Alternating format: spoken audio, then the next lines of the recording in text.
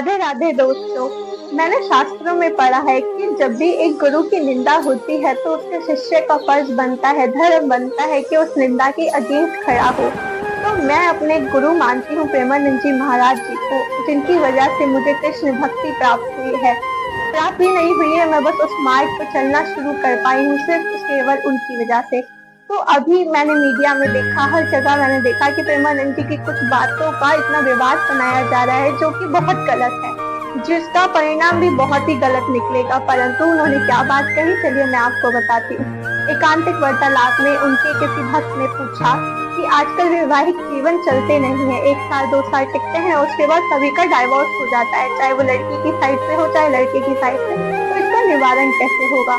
तो इसके ऊपर गुरुदेव जी ने बहुत ही फैक्चुअल आंसर दिया, जो टेक्निकली भी देखा जाए तो बहुत सही है, क्योंकि आजकल लड़का लड़की दोनों ही मल्टीपल रिलेशनशिप्स में आ चुके होते हैं, जिसकी वजह से जब वो एक वैवाहिक मैरिज रिलेशन में जाते हैं तब वो एक स्त्री या एक पुरुष से संतुष्ट नहीं रह पाते हैं, वो कंपैरिजन स्टार्ट कर देते हैं, जिसकी वजह से डाइवोर्स जैसे रीजन बन जाते हैं। तो इसमें उन्होंने सिर्फ स्त्रियों के लिए नहीं कहा था कि वो मल्टीपल रिलेशनशिप में आती हैं, उन्होंने पुरुषों के लिए भी कहा था।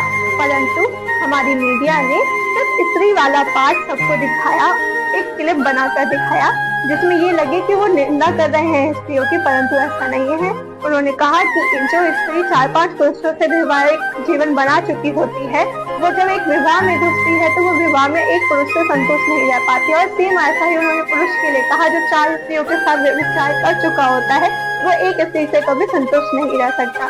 तो दोस्तों, उन्होंने ये जो बात कही है बहुत सच है। हमारी जनरेशन, जो हमारी यूथ कर रही है इस टाइम पे, वो हर तीसरे हर चौथे साल में एक ना एक लड़का है तो स्त्री चेंज कर लेता है, स्त्री है तो लड़का चेंज कर लेते हैं। बहुत ही 100 में से 2 या 3 ही लोग होते हैं जो ऐसा कर रहे होते हैं कि वो अगर रिलेशनशिप में भी हैं तो एक ही पुरुष के साथ या एक ही स्त्री के साथ लगे हुए हैं जब तक उनका विवाह नहीं हो जाता उसी सेम इंसान के साथ।